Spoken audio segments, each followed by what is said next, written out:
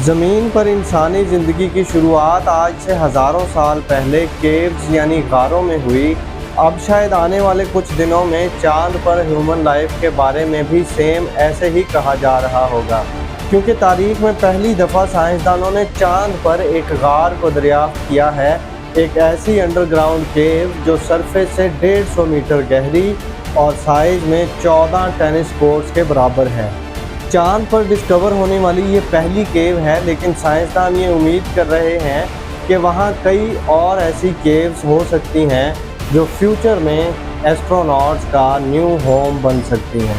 ऐसा कैसे मुमकिन हो सकता है? चांद पर मिलने वाली केव या टनल के फ्यूचर में बेनिफिट्स और इसकी मुकम्मल तफसीलात जानने के लिए आज की इस पोस्टमार्टम रिपोर्ट को आखिर तक ज़रूर देखिएगा।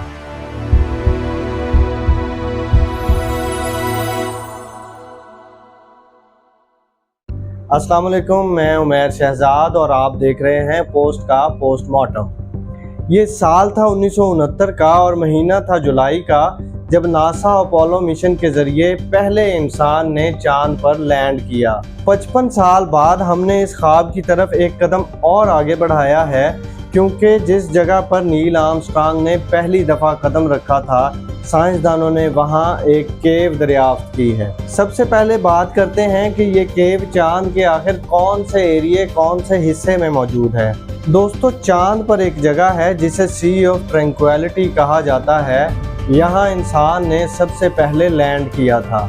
इस लैंडिंग साइट से सिर्फ 400 किलोमीटर के फासले पर रिसेंटली एक केव डिस्कवर हुई, जिसकी चौड़ाई 45 मीटर है और इसके नीचे मौजूद टनल्स की लंबाई 80 मीटर तक है, जबकि ये टनल चांद की सतह से 150 मीटर गहराई पर मौजूद है। अंदाज़ा ये लगाया जा रहा है कि ये केव टनल्स के ज़रिए और बहुत सी केव्स के साथ कनेक्ट हो सकती है। ये केव्स और टनल्स आज से लाखों साल पहले चांद पर बहने वाले लावा और मैग्मा की वजह से बनी हैं। दोस्तों, हम जानते हैं कि चांद पर कोई भी एटमॉस्फेयर मौजूद नहीं, इसलिए एटमॉस्फेयर और ओजोन लेयर के ना होने की वजह से चांद पर टेम्परेचर की डिस्ट्रीब्यूशन नहीं हो सकती और ना ही वहाँ कैंसर कॉजिंग सोलर रेडिएशन से बचने के लिए कोई प्रोटेक्शन मौजूद है। लेकिन वहाँ मौजूद चट्टानें, लैंड, सॉइल और रॉक्स इस तरह की रेडिएशंस को रोकने या उनसे बचने के लिए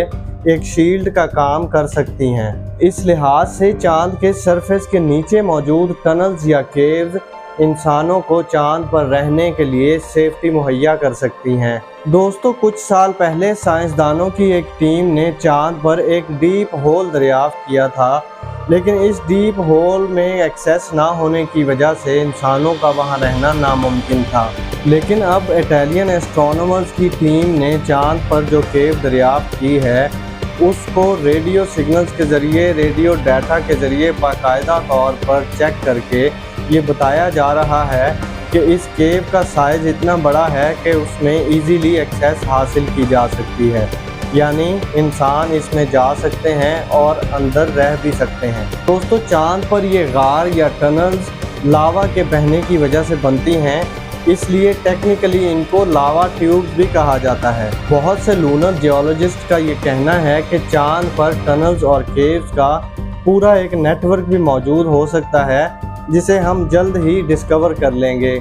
अब सवाल ये पैदा होता है कि इन टनल्स को आखिर किस तरह यूटिलाइज किया जा सकता है। अगरचे लूनर सॉइल हीट और टेम्परेचर के लिए ज़्यादा प्रोटेक्शन फराहम नहीं कर सकता, इसलिए इन टनल्स या केव्स के अंदर टेम्परेचर या तो बहुत ज़्यादा हो सकता है या बहुत कम हो सकता है, लेकिन ये सोलर रेडिएशन को रोकने में अहम किरदार अदा कर सकता है, यानी इन टनल्स में सोलर रेडिएशंस नहीं पहुंच पाएंगी। अगर ये टनल्स आपस में इंटरकनेक्ट होती हैं तो मुस्तकबिल में हम वहां पर एक लूनर बेस बना सकते हैं और वक्त गुजरने के साथ साथ ऐसा मुमकिन हो सकता है कि चांद की सतह के नीचे हमें अंडरग्राउंड लैब्स का एक नेटवर्क देखने को मिले, जहां एस्ट्रोनॉट्स आसानी से रह सकें और मुख्तलिफ किस्म के तजुर्बात कर सकें। दोस्तों, ये एक ऐसी जगह होगी जहां एस्ट्रोनॉट्स को आसानी से भेजा जा सकेगा, जहां जाकर वो रह सकेंगे और एक कंट्रोल्ड एनवायरनमेंट में लूनर बेस बनाया जा सकेगा। इसीलिए नासा अब अपने आर्टेमिस मिशंस को लॉन्च कर रहा है جو کہ انسانوں کو چاند پر لے کر جائیں گے، جہاں پر مختلف تجربات کیے جا سکیں گے۔ اس کے علاوہ چائنا کے روبوٹس وہاں پہلے سے موجود ہیں، اس لیے یہ امید کی جا سکتی ہے کہ بہت جلد چاند پر لونر اسٹیشن بنا لیا جائے گا۔ دوستو، چائنا کی طرف سے چاند پر بھیجے گئے سیٹلائٹ چینگ E6 کی معلومات جاننے کے لیے یہاں کلک کیجئے۔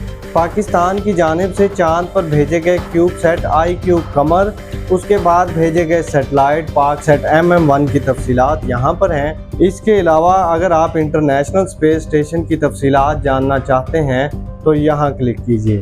دوستو، ہم انتہائی محنت اور ریسرچ کے بعد یہ تمام تر حقائق آپ تک پہنچاتے ہیں، لہٰذا ان پر اپنی رائے کا اظہار ضرور کیا کیجئے، کیونکہ آپ کی رائے ہمارے لیے بہت اہمیت رکھتی ہے۔